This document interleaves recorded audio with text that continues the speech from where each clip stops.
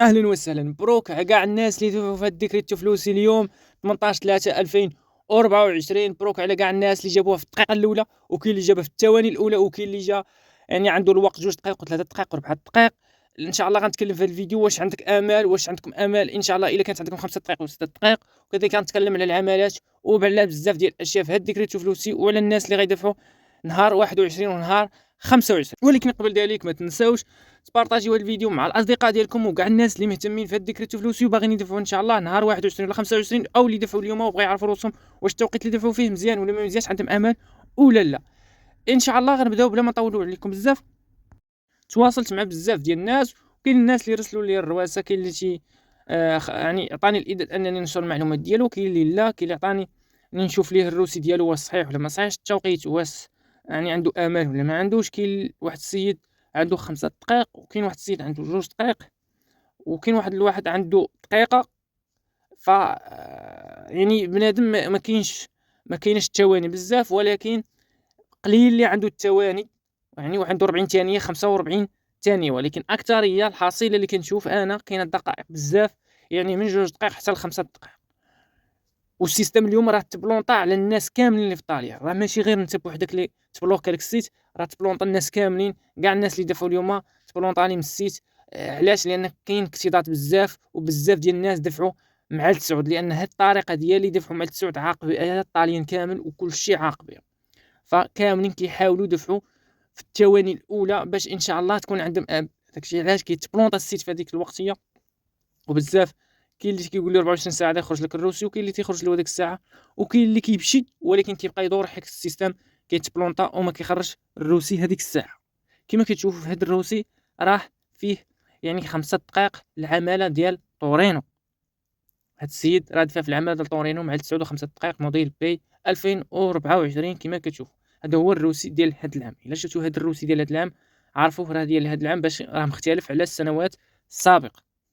بالنسبه اللي دافع ديكريتو فلوسي وبغى يعرف الروسي اللي توصل به واش صحيح ما صحيحش، خلي لي في التعاليق ان شاء الله وانا غنجاوبه واش صحيح ولا لا، او يقول لي واش عنده شي امال انه يتقبل ولا لا. خلي لي غير التوقيت واسم العماله اللي دفع فيها، راه غيلقى في الاعلى 2 حروف مرفوقين ب10 ارقام. هذوك 2 حروف خليهم لي في التعليق، وان شاء الله غنجاوبوا العماله اش من عماله دفع فيها، وكذلك يقول لي التوقيت واش عنده امال ولا ما عندوش. ان شاء الله راه غنجاوبكم كاع على الاسئله ديالكم في هذا الفيديو، راه ما كنخلي حتى سؤال ما كنجاوبش عليه، كاملين كنجاوب عليهم وكاملين كنفيريفيهم كامل ان شاء الله. واللي خاصو شي معلومه ولا شي استشاره فراه كنجاوبه قدر المستطاع ان شاء الله. مرجو غير بارطاجيو هذا الفيديو مع الاصدقاء ديالكم باش كاملين يوصل كاع الناس اللي مهتمين بهذا الموضوع. ومازال ان شاء الله غادي نتواصلوا مع الناس اللي غادي يدفعوا في نهار 21 والناس اللي غادي يدفعوا نهار 25 ان شاء الله. واحد السؤال بزاف ديال الناس يعني تواصلت به هو ان كيقول لي يا خويا انا باقي ما جانيش الروز. بطبيعه الحال لان الدفع كاين اليوم وانتم كتعرفوا راه كاين عده مشاكل وكاين هناك التعطال، فراه الرواسه ماشي ضروري توصلوا بهم اليوم، راه يمكن توصل به بعد يومين بعد 3 ايام بعد 4 ايام. غير صبر ان شاء الله، غير سول واش عندك التوقيت مزيان، فراه كاين عندك التوقيت مزيان فراه غير بقى على جنب الراحه ان شاء الله، راه غيكون عندك امال كبيره ان شاء الله باش تقبل هذا العام.